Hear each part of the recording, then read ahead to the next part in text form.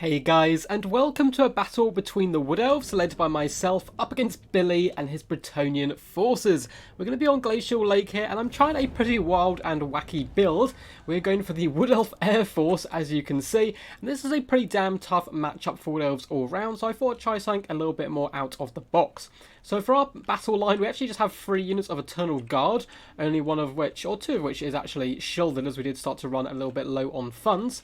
And up front, in a nice skirmish core, we do have triple Glade Riders with Hagbane tips. Now, the job of these guys is to clear up Peasant Archers, who are really good and solid in this matchup, and pretty much always expected. So I want to take down those missile pressure, basically, of my opponent's build, then snipe out the cavalry with a combination of Hawk Riders, breath attacks, and the like, and hopefully at that point their infantry won't stand a chance up against 2 mighty dragons, of which we do of course have.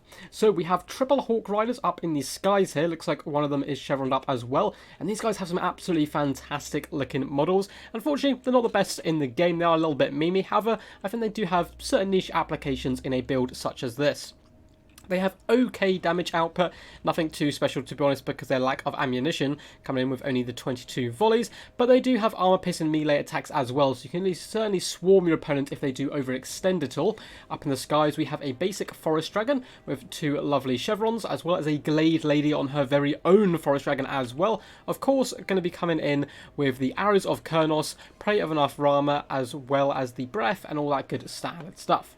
To tip off the rest of the army, we do have a Spell Singer of Life. She's going to be coming in with Regrowth to help heal up the big dragons, and Earthblood, as well as Awakening of the Wood, which I'm going to be using to help those Glade Riders take out the Archer Corps of my opponent.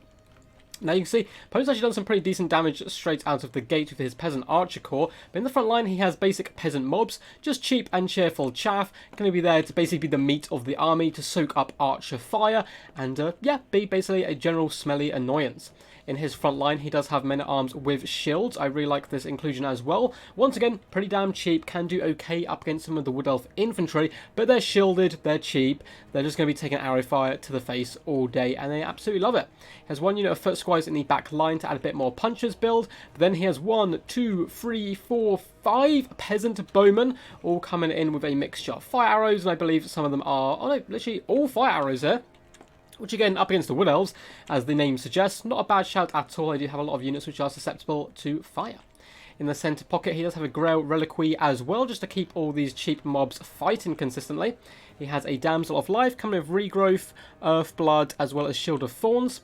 He has a Paladin on horseback here, going to be rolling dirty with the Knights of the Lionheart, Regiment Round Knights of the Realm, as well as the Regiment Round Questing Knights. They've gone very expensive, but quite I suppose a small amount of cavalry. I would have preferred to see a little bit cheaper cav, but much wider to pressure from more angles. Up in the skies, he does have King Leon Kerr coming with all his buffs that you would normally expect. So without further ado, let's get this battle underway, as we do see the first arrows of Connors coming crashing in here, trying to pick on some of these Knights of the Lionhearted by the looks of it. Taking down a couple of models, so nothing too special here.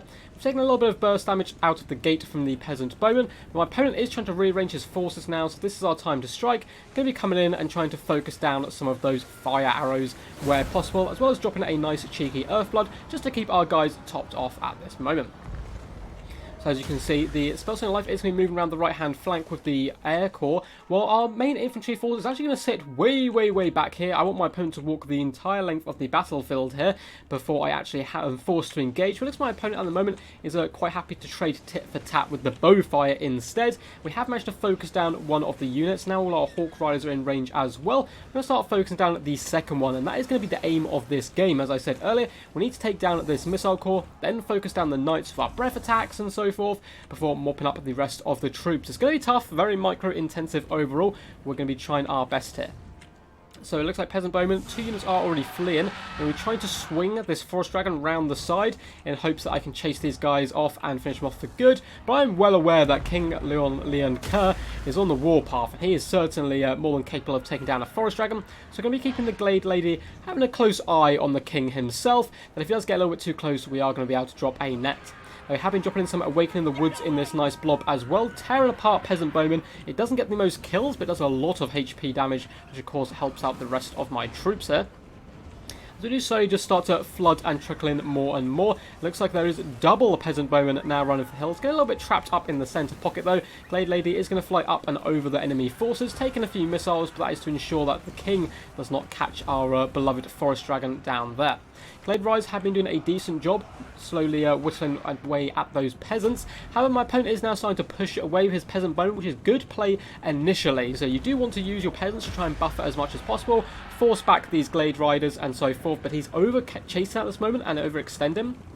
And what you're going to see in a moment is my Glade Riders can simply swing around, charge into these guys, break them off the field of battle very quickly, and we're slowly pulling apart the layers of this Bretonnian build. Looks like another Arrows of Colonels does come in, this time targeting some peasant bowmen, trying to do as much damage as possible. And once again, peasant bowmen are the focus of attention for our Glade Riders, as this game goes into 3 minutes with not a single melee engagement, which is pretty damn crazy for Total War Warhammer. So all the bowmen are getting very low now, mainly due to the Spellsing of Life as well and her awesome Awaken the Woods, up to 18 kills with some massive HP damage done overall. As you can see down here, we're simply going to turn around, charge the peasant mobs. They're only going to get, what, 4 or 5 kills perhaps before they get finished off and push back for good. Another lovely Awakening Woods does go down in the back. Peasant bowmen now all starting to wave and break, and they are getting very, very low indeed. The king tries to pressure forward a little bit, but the Hawk Riders are no joke. With this many models active, as well as a Glade Lady nearby, we're doing some pretty decent, consistent damage to him over the course of the battle, as our Forest Dragon does push forward now, looking to try and start putting a little bit more pressure onto this Bretonnian force, cutting some big breath attacks down the line on top of these companions, and doing some ridiculously huge damage there, down to nearly half health off one breath attack. Is very powerful, and as you can see, their formation not helping them much there at all. Once again, we're going to flee from the king. He is getting a nice regrowth as well, topping him up. You can see our returning guard still just waiting in the wings. My opponent probably should be moving forward to try and pressure these guys as much as possible. And the Glade Riders, once again uncontested, are going to be moving forward and continuously doing a trickling damage on the peasant bowman, which is basically something that you're going to see for a consistent amount of time here. Peasant bowmen are fleeing for the hills for the most part, and we do net down the king. So at this point I'm thinking, you know what, I've got double dragon, we can probably take down the king. But with the lion shield active and a war cry on his lips, he's certainly been doing the business to my Glade Lady, and I realise I'm in big trouble, so I immediately decide to fall back. You know what, it's probably not worth trying to snipe the king just yet. It's getting a little bit over eager there, instead of kind of picking apart my opponent once more. So peasant mob, once again going to be trying to force off Glade Riders, but my opponent makes the same mistake time and time again, unfortunately for him. We're going to be coming in with the double cavalry charge here, just to push over and run down these peasants into the snow, cracking skulls on the ice and all that good stuff. And the peasants are simply not up for this type of task. You can see their leadership is racing to the bottom there. They're going to break off the field of battle very, very quickly. As likewise in the back line, he's trying to push forward with his peasant mobs again to hunt down the Spellsinger. We're simply going to swarm them with all our Hawk Riders and the like. And with most of the peasant bowfire offline at this point, simply one unit left firing. It looks like the other one has just broken. I'm pretty happy to take an engagement up in the skies against the king with a mixture of all my Hawk Riders and dragons, as long as he doesn't have all his buffs. He's coming in to try and snipe my Spellsinger, which I do like quite a bit, as I can't really fly down to assist. I do not want to engage the king on ground in case these pesky knights do come up. So we're going to get a nice double breath attack, Glade Lady and Forest Dragon, on both separate knights each, getting these guys down quite low now, so I'm much more happy and comfortable taking fights on the low ground. And the king does swoop up now to try and deal with the Forest Dragon, but at this point, as I said, I'm pretty happy with the limited bowfire on the field to actually take this engagement. So we're going to be swooping in with the Glade Lady as well as the triple Hawk Riders, who of course do have that armor piercing, which will help him out a little bit. The king attempts to flee, but he's going to get pinged in here by the flying birds, or it looks like they kind of go for a nice little swoop arcing around him, and we're just going to be doing that consistent damage. And you see his health dropping pretty damn quickly at this point. We also got a nice Earthblood just a second ago on both our dragons. So good play by my opponent here. He's going to be diving down on top of my Glade Riders whilst moving his cav along. So if I do take this engagement, I have to fight all the cav as well, but they're so beat up by this point, I think it's worth the risk trying to hunt down the king before making a quick getaway. In the back lines, Glade Riders up to 129 kills is pretty damn ridiculous, just clearing up broken units where possible, whilst the Spellsinger of Life does flee from the Paladin. Down on the low ground, we do manage to break king, even though Shield of Thorns was active. So we're going to be trying to get back up into the air here as quickly as possible. We drop a net down on the Regiment-renowned Questing Knights just to pin them in, and accidentally, it looks like I actually pin in the second unit as well on top of those stuck netted troops. We're going to be falling back up into the sky at this point and simply chasing off the king. Now, at this point, balance power is actually still slightly against us, simply due to the fact that we've wasted a ton of ammunition and only really killed peasant archers and so forth. So, balance power can be a little bit misleading, because I was relatively confident at this point. If I can force off the king here and slowly whittle down these knights, I don't think this corps of men-at-arms and even the foot squires can do too much up against double mighty dragon.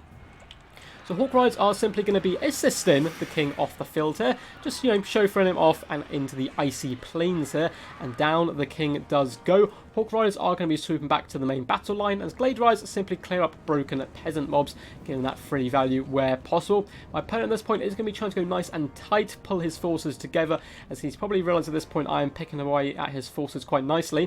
We're going to be starting to move up the Eternal Guard now as well, as we do start to get ready for the final engagement. As we're running relatively low on ammunition, Hawk Riders up here just have, apparently half a volley left, I suppose, and a couple of Glade Riders have 1 or 2 volleys left as well. A big Earthblood is going to be coming down trying to heal up his knights, but once again it will not heal or resurrect models, so at the same time I'm not too fussed at this point.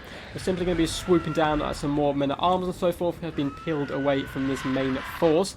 The knights desperately trying to get to grips with this Wood Elf force and dart in here to take these guys out. We're simply going to float back up into the skies once again, happy in knowing that we got that free value up against the men-at-arms, before doing a bit more skirmish with the Glade Riders, poisoning these guys down and doing a little bit more damage. We came in for a sneaky snipe attempt here with our Glade Lady on top of Dams of Life, but did take it back up into the skies. Didn't really want to get swarmed and beaten to death by peasants. It's now simply going to be happy to shoot from the skies here and do some pretty decent damage. So in come the knights. It looks like they're contemplating a charge into my Eternal Guard. We are going to be stopping and bracing, doing a little bit of repositioning as well to ensure if these guys do charge, it's still not going to be the best result for them. My opponent, finally smelling some blood and thinking he can get to grips with my army at last, is pushing forward all his forces towards the Eternal Guard, which I think he should have done from the offset, to be honest. The Glade Riders with Hagbane tips have managed to shatter some peasant mobs, finish off some men-at-arms as well with some Hawk Riders, just getting that consistent value where possible. And here we go, guys. The ultimate showdown of Ultimate Destiny is the battered forces of Bretonnians desperately going to try and claw apart my force. Now, we have lost a lot of our punching power, considering the amount of ammunition that has gone. We still have 2 mighty dragons and a couple of breath attacks left as well. So we are going to be waiting for these knights for the right opportunity. They're all quite bunched up here, so a big fat breath attack is going to come down, doing some huge damage once again. Those breath attacks have been so goddamn valuable at this point. Trying to get some cheeky free value of Glade Riders in the back line, but a nice counter charge by my opponent is going to help those guys out.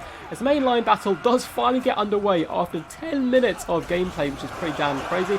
Eternal Guard, though, will hold for an absolute age up against peasant infantry, realistically. Eternal Guard going to be quite happy to fight this for a decent amount of time. To do swarm with our mobile corps onto the Knights of the Lionheart, who did overchase. And then I notice once again the companions are isolated on their own, so we're going to be swarming in with all these eagles, dragons, and the like. And they may be mighty knights here, but the knights will simply get demolished by claw, beak, and dragon fire.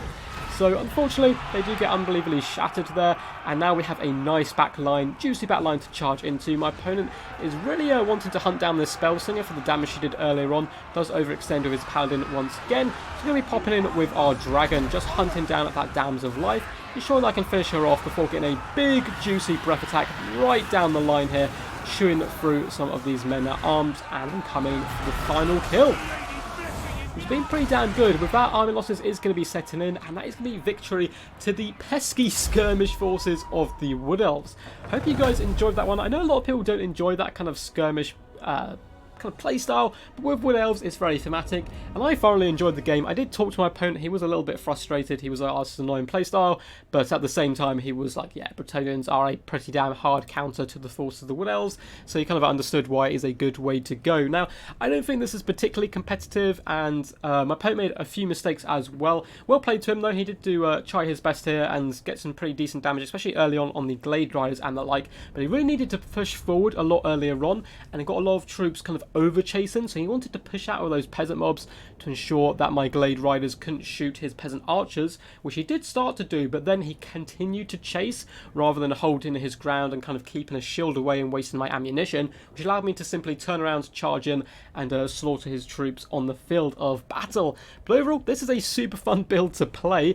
The Triple Hawk Riders certainly, did their weight in gold, I suppose. Came in and teared apart some peasant bowmen before circling in and helping to just beat down those knights once they did get isolated. But the real MVP here for me is going to be the Spellslinger of Life. I didn't highlight it so much during the battle, but that Awakening of the Wood was doing insane amounts of HP damage, and then combined with the Glade Riders, 118, 108 and 210 kills is pretty damn ridiculous, although a lot of those kills, were on peasants.